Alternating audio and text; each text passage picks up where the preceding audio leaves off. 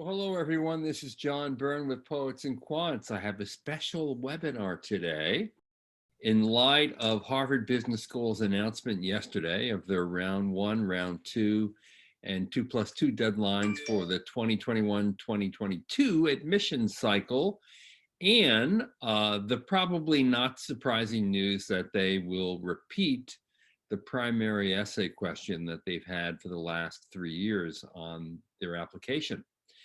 With me today are the co-authors of a new book, What Matters and What More, 50 Successful Essays for the Stanford and Harvard Business School and Why They Worked. Jeremy Scheinwald, who everyone knows is the founder and CEO of MBA Mission, and Liza Wheel, who is at Gatehouse Admissions, the founder as well. Welcome. Thank you. Nice to see you again, John. So this new book is really cool. It's 188 pages filled with the complete essays of candidates who were successful at either Stanford or Harvard or both schools. In the past, there have been some publications that have put out essays for Harvard, but rarely, if ever, for Stanford, and never the two. And what I really like is when you have a dual admit candidate submitting essays to both schools, and you could see exactly what changes they make given the different limitations at Stanford, where they have, of course, a limit on the number of words you can use. So go through what's in the book and actually what you guys discovered in going through all these essays and reading them. Yeah, I think first of all, thanks for the warm intro, John, and nice to see you, Liza, my old friend, Liza Wheel, my colleague for many, many years, and someone I deeply admire in the industry, and that's why we were able to collaborate and write this awesome book together. So yeah, we're here on application season kickoff day. That's what brought us together on for this impromptu meeting, really delighted to see that the season's underway, and delighted to see that I'm now looking at participants. We got some participants who are joining us at this impromptu session, so that's awesome. I imagine it's gonna be a very competitive year again. Last year, I think we'll see what happens with the data, because the data always lags as the admission seasons end, and they release their data in October or something like that for every previous year. But I would imagine, I don't know, John, Liza, I would imagine last year it had to be a record. I mean, if it wasn't a record, then it had to be a record. Close. We're seeing about 12,000 applications for Harvard. I think the previous record is around 10,200, 10,400. Yeah. Wow. So yeah, that sounds right to me. I mean, a 20% boost certainly is consistent with a lot of the data that we have internally. So we'll see what happens in the coming year. There's the old, first of all, for applicants who are listening, and just in case your heart just dropped, I mean, there's the old joke, like nobody gets, what's the old Groucho Marx? Or sorry, it's not the Groucho Marx. It's Yogi Berra. It's nobody goes there anymore. It's too crowded. There's still going to be, people are still going. Like if you don't apply, you choose to say to yourself, like, hey, it's not worth it to try and get in the door. You're immediately taking yourself out of the pool. So I encourage people to still go and try. There's also a great article in the New York Times by the former food critic who now is an education critic whose name eludes me at the moment, but he talked about how he wrote this satirical article about, probably a better reference, about how no one got into school this year. Absolutely no one. He said, it's unbelievable that Stanford accepted nobody this year and Harvard accepted nobody. And everyone talks about how hard it is to get in, but no one actually went this year. And of course the classes are full every year. So there'll be 950 people going to Harvard this year, or actually more, because they're going to expand their class a little bit to account for that. So just a little kickoff to start, but yeah, we're here to talk about the essay questions, and I'm here with Liza, and I think just a little sort of crash course in them, in addition to the fact that you can revisit these in our books. But Liza and I are going to go through a few slides on sort of how to think about essays, and then we're going to go through one or two of the essays that are in the book. So let's do that. I've given you a very, very long preamble here. I mean, I think, what makes these essays so challenging, I think, generally speaking, even with the word limits at Stanford, there's still such broad questions that we can never truly know that they're answering them correctly.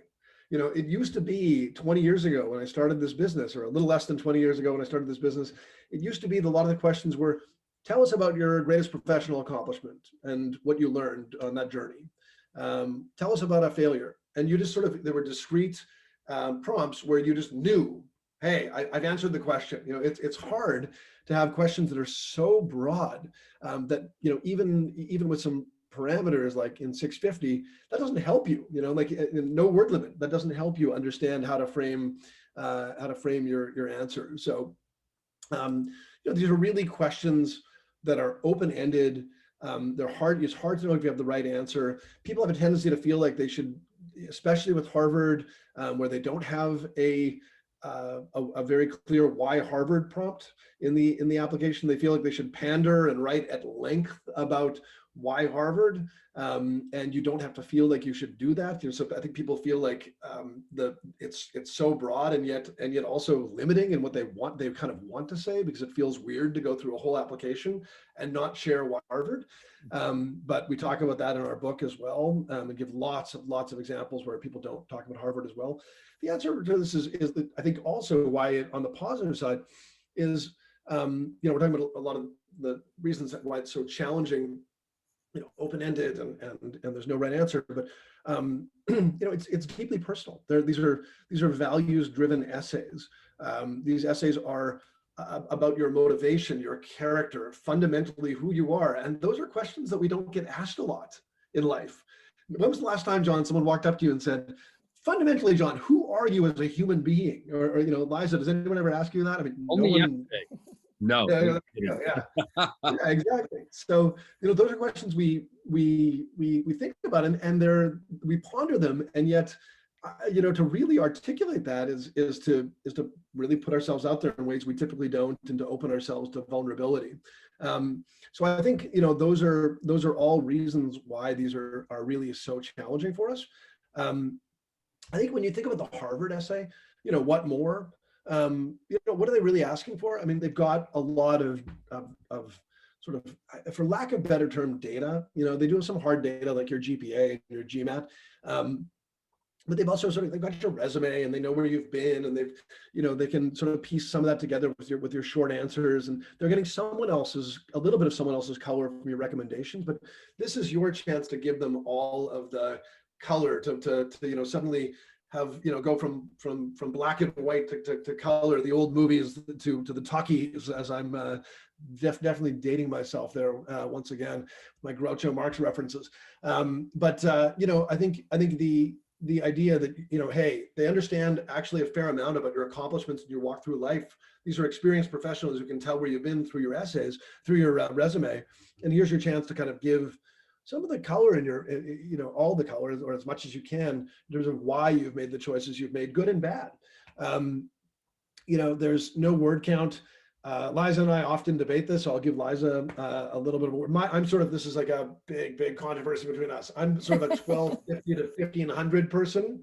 I think that's kind of your limitation. You don't want to go much beyond that. I think after that, you get a little bit rude. You're sort of imposing on the time of the admissions committee. Liza, how do you feel? I mean, I just think 1500 is already asking for a little too much. We all have what we feel are very important stories to tell. We have to show some discipline and some self-awareness when we tell these schools our stories. And I believe that 1250 is really the upper max that you want to shoot for. As we saw, and as you would see in our book, we see examples as short as, I think, 500 for an HBS essay. Which I think both Jeremy and I would say, come on, put some more, you've got some more room. But then we also saw some at the high end of, I think there's one in there over at least 1700, maybe even 1800 words. And that one, even as interested and committed as we were when we wrote this book, I was getting a little bit fatigued by the end of it. So imagine the poor admissions officers who are reading literally hundreds of these. That's a fantastic point, actually. Yeah, that's a great point. You know, Jeremy, and we already yeah. have an interesting question, which I think we may as well answer. Does the book contain more information on each of the candidates' essays, like some context to get a more holistic idea of who the candidate is? You know, I think so we don't have like a background section on each applicant. We do a quick summary of what we think, you know, really is what the strengths and weaknesses are of the particular essays, and we're very honest about it. So we have all sorts of little footnotes in the documents themselves to kind of highlight choices people made.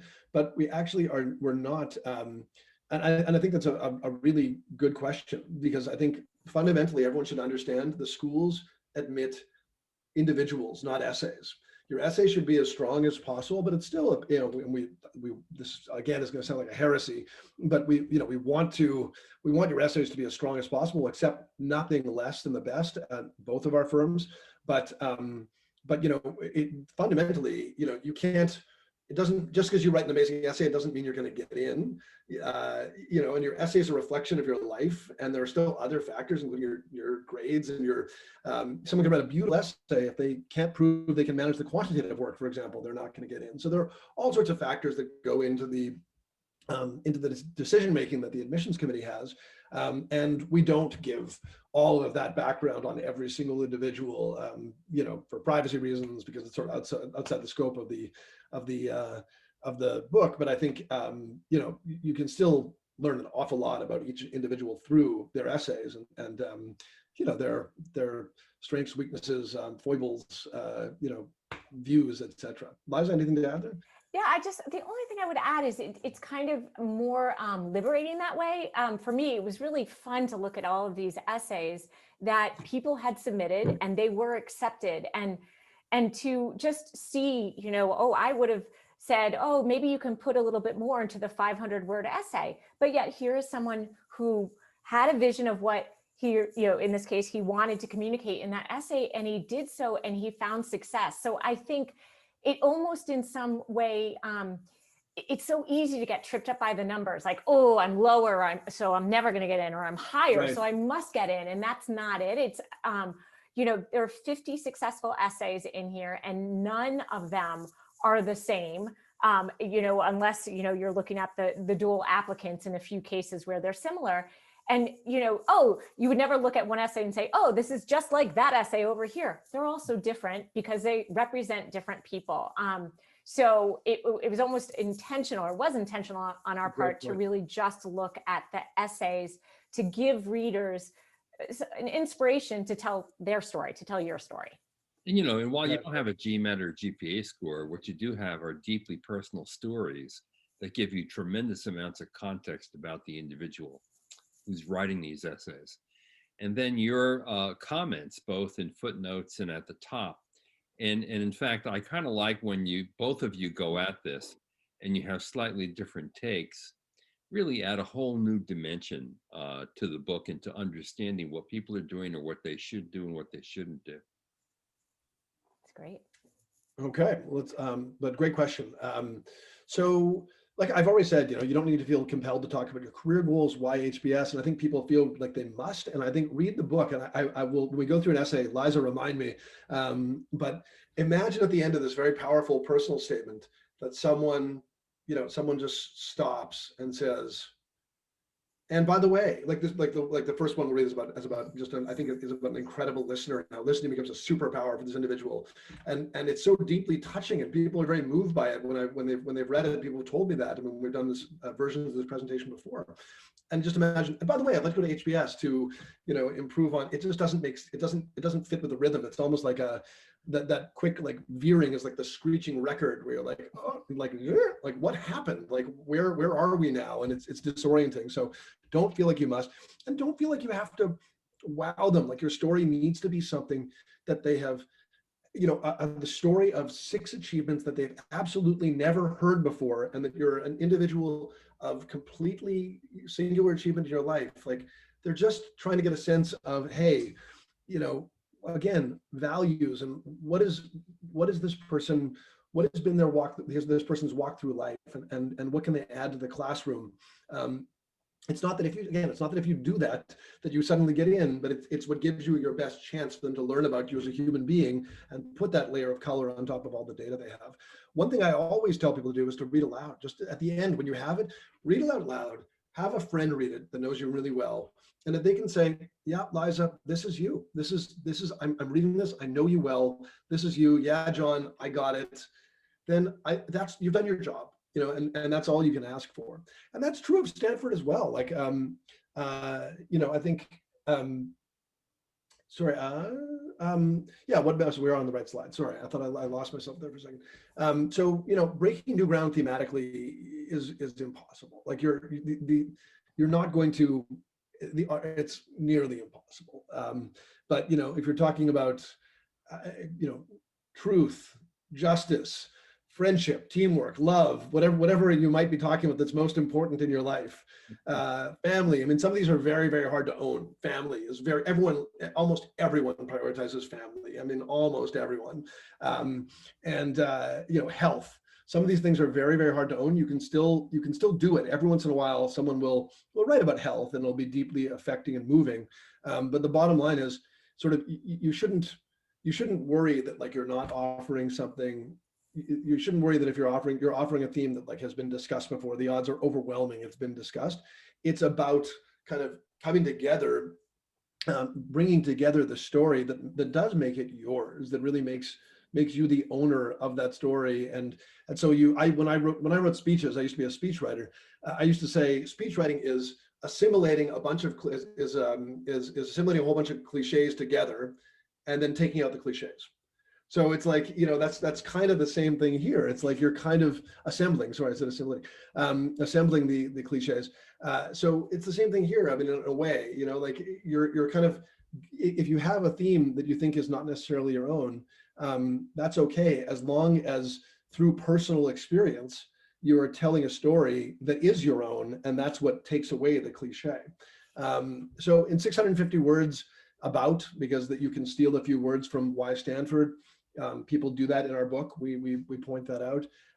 You need to answer this, and you don't need to say, like, in summary, what matters most to me. And I would say, honestly, most people who are doing that, if it's not clear enough without that statement, then you probably should revise your essay.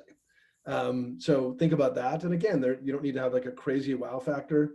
And I would recommend reading it aloud. Liza, you wanted to say something? I can tell. Just in summary, what matters most to me is, I think that's a very natural tendency. And it's a little bit of, we were trained in college, how do you write a proper essay? It should all have a beginning, and then we've got to summarize the ending. And there is this sort of assumption when you're going for such high stakes admissions, you want to show off those great writing skills. And it can be really intimidating to let go of that and realize, look, the school, Stanford in particular, over the past few years, or at least, they just recently shaved off another 100 words. I think, Jeremy, we were talking one time about how they used to give you a lot more room to talk about what matters most to you and why. Now you have 650 words. Give up the in summary. There's no reason to do it. Don't use those words to repeat what they already know, and they will not hold it against you. We can assure you, and we have evidence of that in the book too. Yeah, for sure. So let's talk about how to approach this, your content, how to frame things. Just like a crash course in this.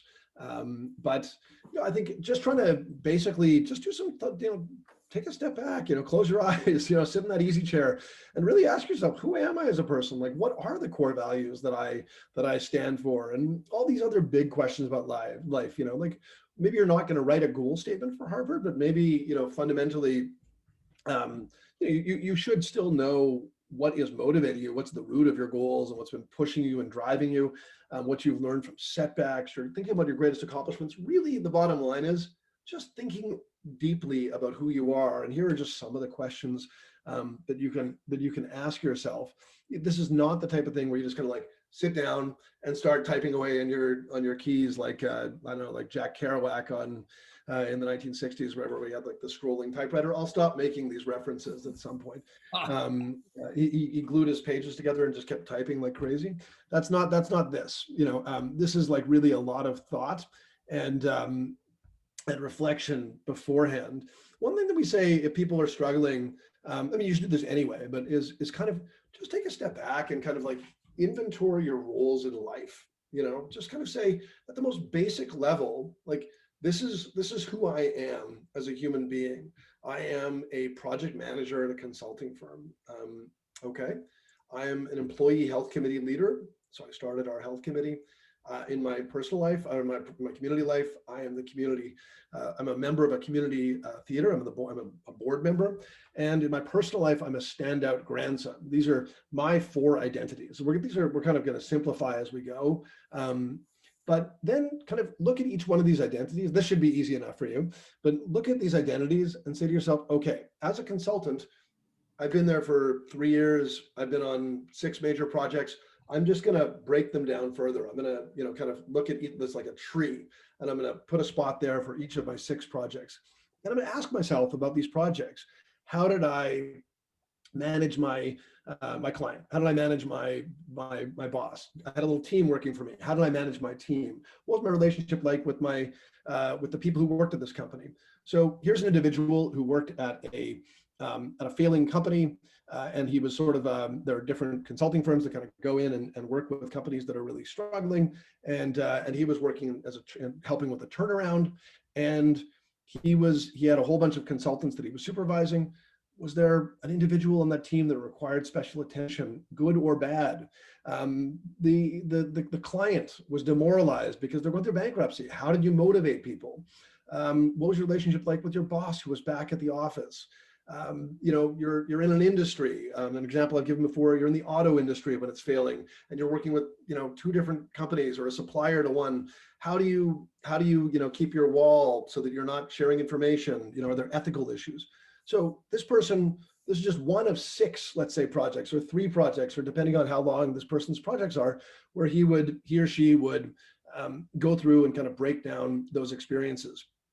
And so this would be the outcome of going through both those identities and then all the projects associated with them. And this is obviously very simplified, but you end up with a project manager who lobbied a client and created incentivize for demoralized employees to complete their work. This is a meaty micro accomplishment that this individual has thought about. He's also managed a really high performer's ego and facilitated that person's growth while also balancing the team effort, the team's interests. Completed a key project ahead of schedule and earned follow-on business, was the only project manager to do so. So I won't go through all of these, but with the health committee, just kind of kept pushing to get this health committee off the ground, and finally got it going with no budget because no one believed in it, and it ended up being a big success, contributing to the health and well-being of others. In the interest of time, I'll skip the theater board, but the grandson is a good one. I think people have a tendency to say, why would Harvard Business School want to know about me being a standout grandson relative to me being an excellent project manager? And the answer is because they're trying to get a fundamental sense of who you are as a human being. And if you are just any old grandson, this probably isn't something that you would be writing about. But if you took your grandmother to Hungary, to her birth country, because she hadn't been there in 70 years, and you toured her around because she couldn't go alone, that is a unique commitment to another human being, and it speaks to your values. If your grandmother was ill and you started a charity in her honor with her, and raised a significant sum of money for the community hospital that she was being treated at, that is another great story. So we definitely encourage you to look at your personal stories, because your personal stories are actually really hard for others to own. Someone out there might have started a health committee at their office. No one else has traveled to Hungary to take their grandmother through the country. So once you've done all this inventory, now you can start to put it together, right? So you can say, so these are 4 approaches. I think you can look through and you can say, well, there's a theme here, right? I'm the guy who builds morale. I am Jeremy. I lobbied our clients and created incentives to motivate these demoralized employees. I started this healthcare initiative when there was no money for it. I found consensus on this theater board, and I motivated these people. And my grandmother couldn't travel alone, and I lifted her up, and I brought her myself, and I lifted all these people's morale. And this is a theme. Now, it's not like you're just going to take this and say, hey, here are 4 discrete examples, but you're going to talk about like what it is, how you define this identity, and weave in 2 or 3 of these examples as growth stories in your discovery of yourself towards being a morale builder. And so there's a thematic approach that you can take. But of course, the evidence has to be there. You can't just say, oh, like, again, like, oh, I'll take 3 or 4 different things, I'll string them together, and I'll say, I built morale everywhere I've gone. Um, there's a single individual accomplishment. So maybe the story about your grandmother says that you are deeply curious about history, you're empathetic towards other people, you're adventurous, you can relate to other people depending on what happened on this journey. So there are all sorts of, this is a micro example of something that speaks about your entire character. And often I think this is something that I find when this is employed, it's employed by people from overrepresented backgrounds, because hey, maybe they know a fair amount about you as a consultant or a private equity associate, so maybe it's just kind of like, hey, let's work away from that material entirely, and let's think about how to kind of give a totally different view on who I am. And this would kind of play against type a little bit. This would be a deeply empathetic, thoughtful, curious type applicant. But again, like, everyone has their own different personal stories. Then there's a personal journey story, and I think this is sometimes dovetails a little bit with the thematic approach, but the idea that, as we were saying, think about the moments in your life where you've grown and changed, and this is not a biography. Like, you can't give them a complete biography in 2,000 words or 3,000 words. So I think this is an opportunity to talk about kind of, again, how you have become the individual you are, your walk through life, and the moments that have kind of, forced you to reconsider your path, reconsider your views, obviously culminating with who you are today as sort of a whole individual.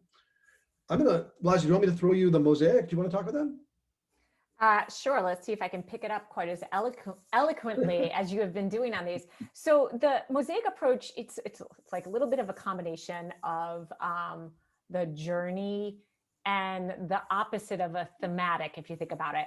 The mosaic approach is, look, if you think about it, we're not just one dimensional. We've got lots of different sides of ourselves, and we want to share multiple things about us to the schools, and it doesn't fit quite on this journey of inflection points. So the mosaic approach, what that does is it gives you an opportunity to share maybe multiple 3 or 4 different traits of you, with usually typically through a vivid story for each of them. But what ties it together, once you walk away from a journey or a theme, those are ways that you can use to organize your essay. With a mosaic, it's much harder to organize the essay. So typically what you want to use is some, or what you can benefit by using is some construct that ties it together. Use the example of, I inherited this trait from my dad and this trait from my mother, and I inherited this one from my brother, or stole that one from my brother. And suddenly you can paint a very vivid picture in totality of who you are.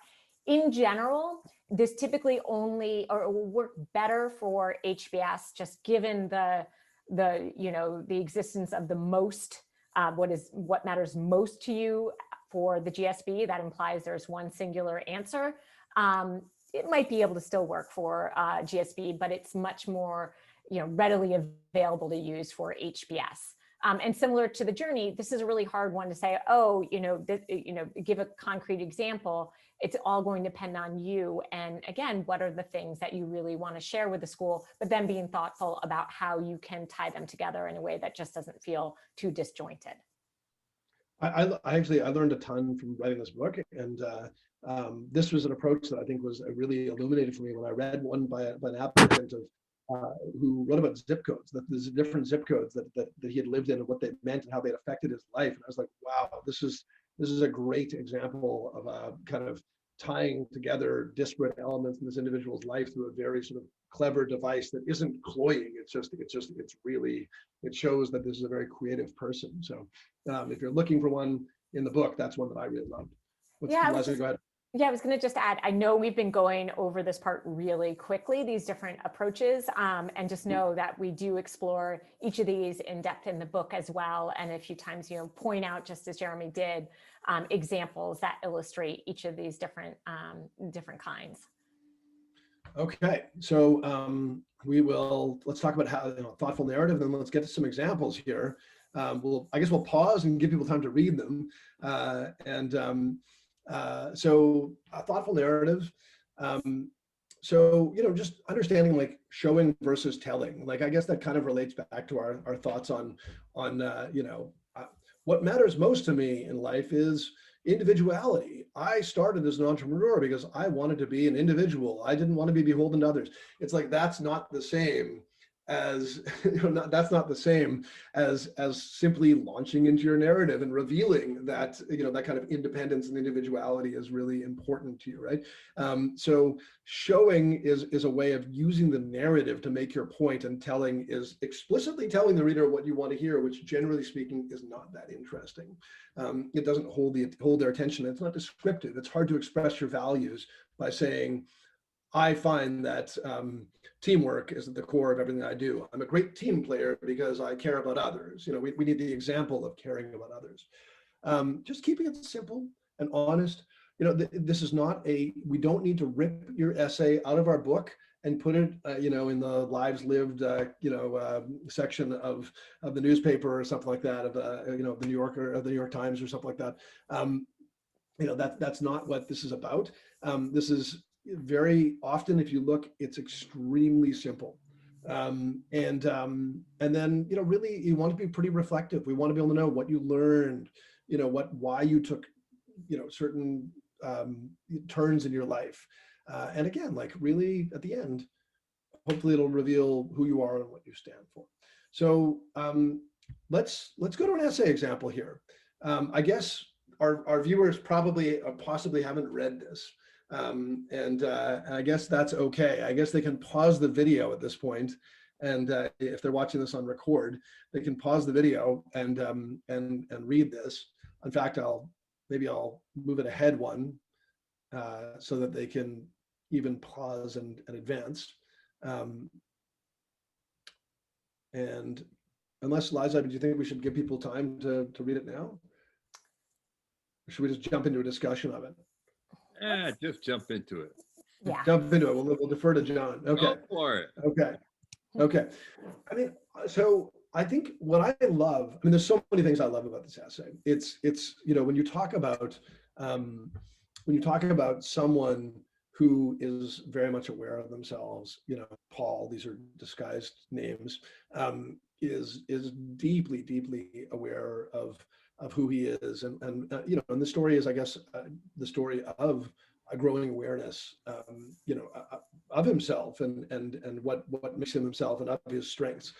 I think it's beautifully written, which again is not critical. It can be helpful if it's really thoughtful, but what I love about it the most is that it plays exactly against type, and it's true. So he's not playing against type to play against type. He's just being himself. And so he talks about how, like I said, listening kind of becomes his superpower and becomes his way of helping his family, of helping others, of helping in the work environment. And he does this. I think we have a tendency to think of Harvard Business School as the place of, the next, I don't know, Titan, the next Mike Bloomberg, and the next, Jeff Bezos are going to come out of there, and they're going to take on the world. And that's not a listener. That's I don't know, someone who, is just a Churchillian leader who's yelling after me at all times. But I think here we have someone who's saying, no, like, being thoughtful and being reflective can be who you are and can be deeply, deeply powerful.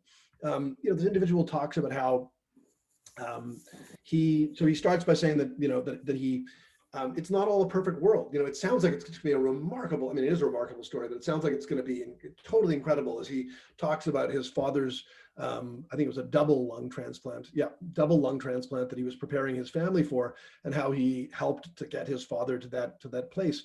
And you would assume that would be triumphant and everything's perfect from that point. But in fact, he's honest about the fact that his father was a challenge to his mother from that point forward. And his mother was really struggling to deal with his recovery. And it's just very honest. And he goes through a process of talking about how he needed to learn to listen better to his mother. And in doing so, found, a volunteer group that is actually incredibly exclusive.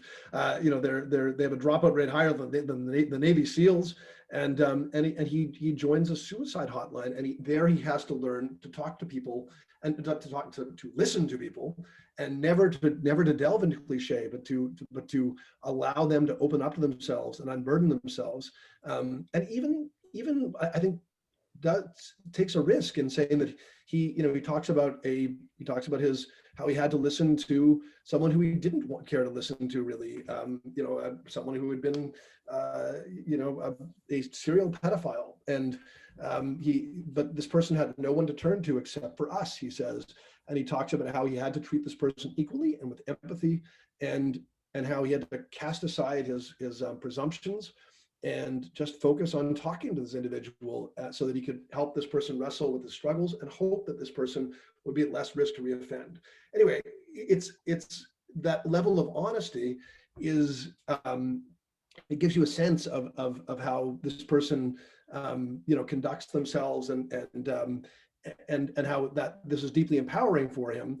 And it allows him to kind of come back and say, once he's kind of torn himself down and listened in these environments and gotten better at helping people, he's able to come back and help his mother. And then he's able to be, through fairly simple examples, be more helpful in the work environment by listening to people, through listening to a mentee, even superiors, who he's able to sort of navigate through a couple of simple disputes just by listening and taking a step back and listening to both parties and proposing solutions. So, this is, at the end, it's a very touching, affecting ending, where his mother talks about how through his listening, he was able to help her reconstruct her life. And I think it's again, one of my favorite essays that I've seen over the years. And you can hear that in my enthusiasm for it. But I would just finish by saying, anyone who reads this, I would challenge you to find a way at the end to say, and I want to go to Harvard because I want to be a CTO in the future. I think it would just be completely out of place. This person would not need to share his goals or why he wants to go to Harvard in this essay. It would just, in my opinion, it would destroy how heartfelt this is. So that's my essay number one. Liza, do you want to jump in? Yeah, well, I want to make two comments on this. I would love John's input as well, or just comments as well. I think one of the things I really liked about this essay, and which also made writing this book really fun, and probably why I also love what I do, is it's, as I read it, I was wondering to myself, am I a good listener? Wow, do I do that when I listen? I was empathizing. I was suddenly in this person's footsteps and holding up a mirror to myself. And I mentioned that just because it might very well happen to the person on the admissions committee. And that's what, you're building a connection with the reader. And it's really powerful when someone is like drawn into the story and starts asking, you're prompting them to do some self-reflection. That establishes a bridge. That's not really the intention of this process. It happens somewhat organically when you're being truthful about who you are, and it's a really powerful thing that can happen. That's one comment. And then the other comment about this essay that I think makes it really effective is he needed to, and Jeremy, you made this point a little bit, that he needed to fall down and stumble for him to then get strong. And in that, we end up really loving him. We see him as the hero. If he'd gone through this whole essay and said he had everything figured out, listening is key, that's just what he does, we wouldn't feel this sort of connection with him as much as we do, because we see him struggle and feel helpless on how to support his mother, and then finding the tools and really being not just a good son, but a good citizen, and being a good worker, etc. So I think it makes it a really, really powerful story.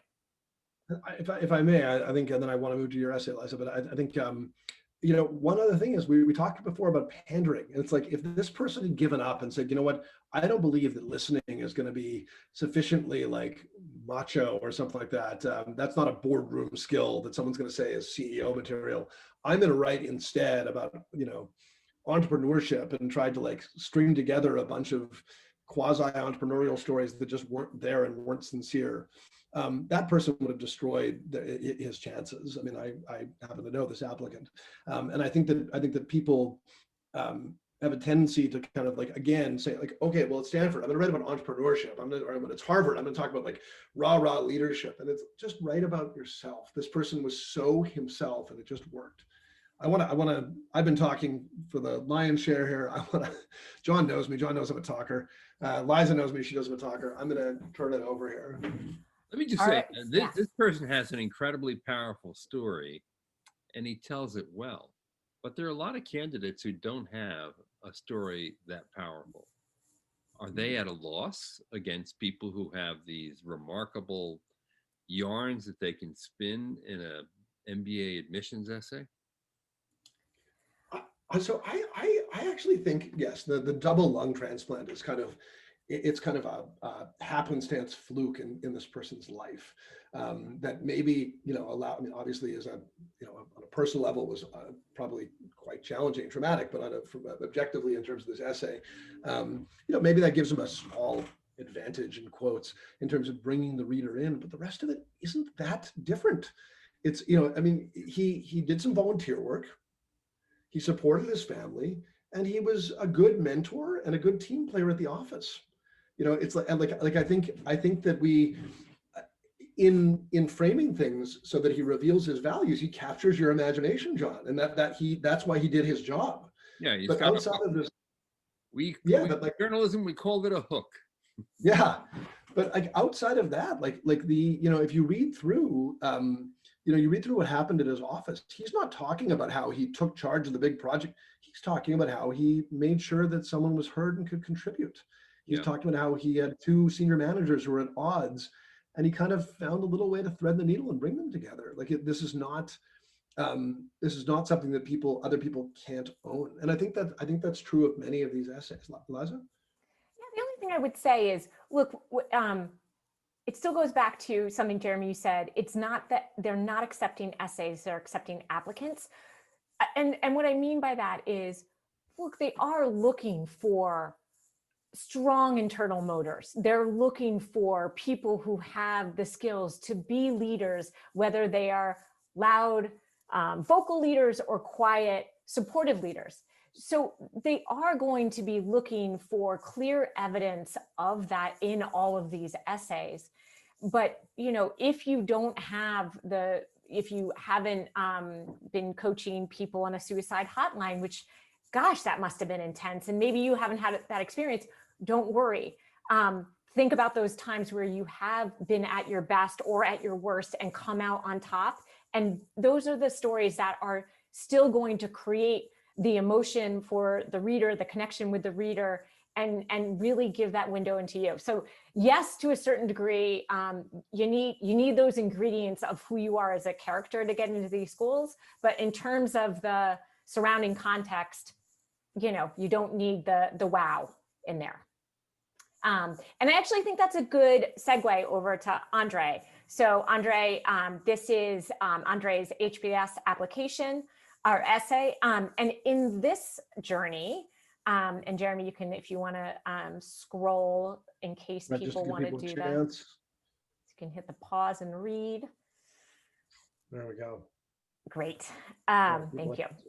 So this story, there's what I like about this story is this is an example of a thematic story, and sort of it dovetails a little bit with a personal journey, but it is the story of someone who emigrated from Eastern Europe over to United States, speaking, not a lick of English when he arrived, being teased most harshly by the other Eastern European students in his program.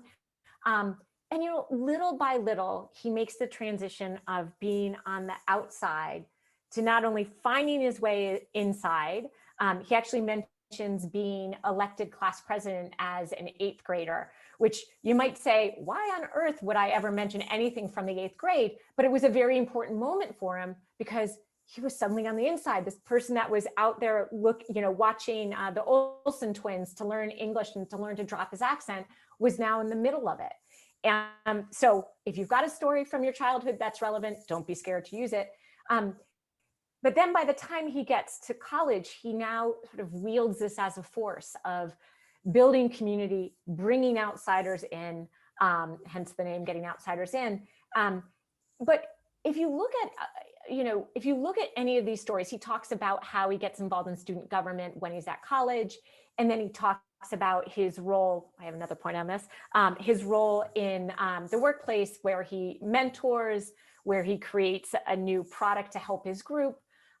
None of the stories, I think, back to your point, John, none of the stories here are all, these are all very approachable. None of them on their own is stupendous. But where it becomes a very powerful image is when Andre has sort of traced through these events and really thought about how each has shaped him. And so by the end, HBS has a very clear, they believe that he is going to be concerned about the people around him and building a community that's very powerful because he knows what it is to be on the outside of it. I will also just note, this applicant was coming from a difficult career. He was difficult in that it was very crowded. He did a few years in investment banking and then he was in private equity.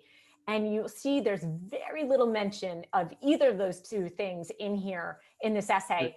They're just in the backdrop. Never does he mention this deal that he had to work on all night and running the pitch book or those kind of words, buzzwords. None of that's in here. And that's really important to let go of the things that they know about you and explore the things that they might not know about you. I think one thing that I like about a point I like to make about this essay in particular is there's an element of luck and randomness in this process with who's reading your essay and how they relate to your essay. In the Scheinwald family history, my grandfather moved to Canada in the 1930s, and he dropped his accent by sitting through movies and repeating the words over and over again until he had actually learned the entire script, and then he moved on to the next movie. So he'd watch it like 10 days in a row. I would read this and I'd be like, wow, this is such a relatable story. What a magical story that this person has. And there's no accounting for that. There's no way to write that into your essay. But it's just the point is that this is largely a human process where you're just kind of, you can obviously do your best and we'll counsel you to do your best. There are things that you can't, there are lots of things you shouldn't be doing when you write your essays, but that it's very hard to account for fortuity like that with someone just kind of like reading it on that day, getting the right person who can identify with or like your story. In the next edition, I think the two of you should answer these essay questions. I've tried to do it. I've tried to do really? the what matter. Yes, I think I have 2 paragraphs, and then I said, oh my gosh, this is really hard. My poor clients. Wow, this is no. So it is a challenging one, and one that I think is actually a worthwhile exercise to go through. Right. John, I'll do it if you do it.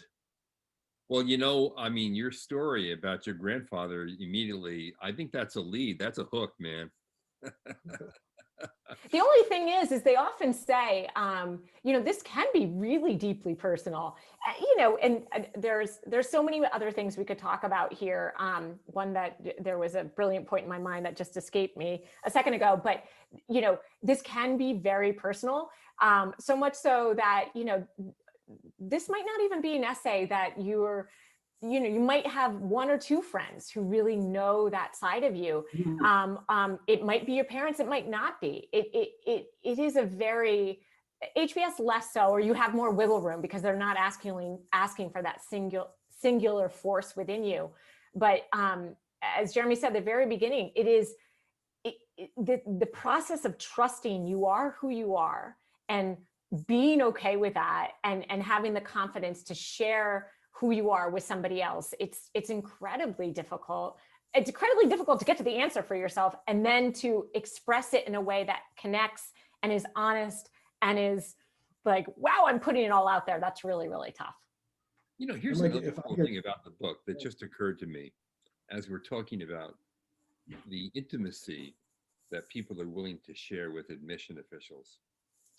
You can go anywhere on the web and you could find out, okay, I had a GMAT of 720 and my GPA was 3.9 and I got accepted here or there. That's an abstraction. It tells you nothing about the candidate. By reading these essays, you really get a sense for who Harvard and Stanford are admitting.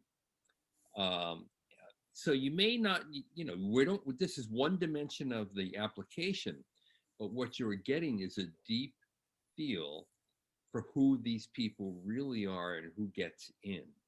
And you don't get that by just listening to or reading a GMAT score, a GPA, where they got their undergraduate degree, or even where they work. There's so much more detail here. Yeah, I think that's a fantastic point. Just go back to something that was just said a moment ago about how deeply personal this is. I mean, I think, the really great consultants, in this space are the ones you have to have a well of empathy for people. If someone is trying to size you up as a bunch of data points, maybe this is the fusion of what you were both last saying, but it's trying to say like, okay, these are your data points and you should write about this. Because, it's like, it doesn't work that way. These people are not robots. They're human beings. And I would challenge people to read the book and say, okay, am I thinking about this person as data points, or am I thinking about this person, as a human being? Of course, you're thinking about this person as a human being. And there's so many people who have said to Liza over the years, I've never told anyone this, and I think it's important for you to know. And maybe it ends up in an essay, maybe it doesn't, but it's valuable information to have when you're counseling someone on how to share their values and their lives. And I don't know, maybe we're dovetailing away from the book, but it's what makes this kind of work also deeply meaningful, is forging those kinds of relationships. And I think we try to work with our applicants, as does Liza, to help them bring out a sense of who they are, and not to. The data comes out sort of on its own. You want to showcase your resume in as compelling a way as possible, but you don't need to. None of these essays say, I rocked the GMAT because I was a really good English major, because it's like this is values based, and so you have to have a well of empathy and thoughtfulness for the people you're working with. Maybe that's a good place to wrap. I don't know if that works, Liza. Yeah, I think so. I just wanted to say, for those people who submitted their essays to us, do it again. It's great. Yeah. It's amazing. It's a affirmation to how different all of us are and how we've all got a story. And there's most of all, I think what you can learn from this book is, again, kind of, that's the constant theme here: trusting yourself, figuring out who you are and communicating it. But it's also just, it certainly was a lot of fun. And thank you to all of the folks who did submit their essays, and the Poets and Quants too, for helping us collect these excellent pieces of work for us to study and think about. This book is going to grow. This book is this year it's 50. Next year it'll be 100. The other thing I'm going to just say is these stories are really entertaining. It's really interesting to read what people have done in their lives, and to basically see how introspective they are. And for any of the non-traditional MBA applicants, I also think this is a real eye-opener. Unfortunately, because it's not true, many non-traditional MBA applicants think that business school is filled with super hyper, sharp-elbowed masters of the universe that are only interested in making more money. And we know that that's not true, because we've all met thousands upon thousands of MBA candidates, and what you find are really incredibly eclectic, diverse people who really care about society and life. And they're the people that you always want around your dinner table throughout your life. These essays confirm that. I mean, they really give you a sense for the compassion, the difficulties and challenges people have confronted in their lives, in their young lives, and their hopes for the future. And I think just reading them, it's entertaining, it's inspiring, it's motivating. And if you have any doubts about even wanting to go to business school, it makes you want to go, because you want to be surrounded by people who are this multidimensional, this interesting, and this willing to share the innermost lives with you, and they will. I think that's the end, man. That was beautifully put. So, And cheap. Hey, it's less than the cost of an application. In fact, you know, the typical application these days is what, 250 bucks? For 60 bucks, you can see 50 of these essays that people have been admitted to Harvard and Stanford. And like I said earlier, one of the really cool things is when people apply to both schools, as many do, let's face it, right? There are those out there, and we counsel them against it, and so do you, who are going to say Harvard or Stanford or bust. Well, look, we don't agree with that, but to the extent that that happens, a lot of people only apply to these two schools. And here you get to actually see how they cut and pasted pieces of one essay and kind of package them into another, or if they took, in fact, a different approach. And that's kind of cool too. yeah. And you two have done an exceptional job in really sitting back, taking the perspective, and comparing what they've done to all the others that you've worked on through your years in this business. And I really think those insights are very valuable. Sometimes, Jeremy, you're a little harsh. I gotta be honest, you know, I'm nothing. If I was going to write what matters most to me, it would be similar to Lukáš, who's coming up next, which is truth and you know, and integrity. So I'm you know, I think I got to tell it like it is. It's just who I am. There you go. Well, yeah, go ahead, Liza. No, I was going to say, meanwhile, at certain times I was nervous I was too harsh, and you know, I am forever, I can't help it. I am a supporter and a believer, but there were a few times that I just didn't maybe come across as directly as Jeremy is. You've got to read in between the lines with me, but you know, we tried to call out areas that we probably would have done things a little differently if we could have. Yeah, it's a really good look at what people write in their essays. And yeah, it's for Harvard and Stanford, and people have been successful there. But frankly, you don't have to apply to Harvard and Stanford to benefit from the book, because the essays really give you a clue as to what you would write if you were applying to Emory, Indiana, Minnesota, LBS, NCOD, whatever school you apply to. It'd be really helpful. So, hey, Jeremy and Liza, thank you so much. And for all of you out there who are just about to embark on this remarkable marathon, and we know it's a marathon, particularly if you haven't even begun to prep for the GMAT or GRE, you know, it's a real march. And I think one of the things that this book does is it inspires that march that you're going to have to take to get into a great school. You won't regret it. Yeah. Absolutely. Thanks for doing this, John. Liza, thank you so much. And for all of you out there, thank you. Okay. Thanks. See you soon.